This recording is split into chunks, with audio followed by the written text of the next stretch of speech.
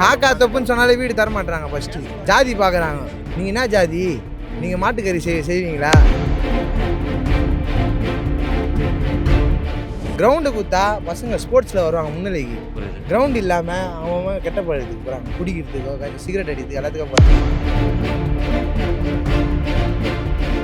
சீக்கிரமாக இந்த ப்ராஜெக்ட் வரணும்னு மக்கள் ரொம்ப ஆர்வமாக இருக்காங்க, அவளோட எதிர்பார்த்துட்டு இருக்காங்க. எங்கள் அமைச்சர் சீக்கிரம் ஓப்பனிங் வைக்கணும், எல்லாரும் நாங்கள் சந்தோஷமாக கலந்துக்கணும். மழை வந்தால் மழை நிவாரணம் ஒரு 1000 ரூபாய், ஒரு பெட்ஷீட்டு, அரிசி, மட்டமான அரிசி அதை கொடுத்துட்டு ஏமாற்றிட்டே போயிடும். காலங்காலமாக டிஎம்கே தான் ப்ரோ போட்டுட்ருக்காங்க. ஒரு முடிவில் தான் ப்ரோ வேறு கட்சி தான் நான் போட்டால் டிகே எல்லாம் சீமான் ரெண்டுல இருந்தாலும்.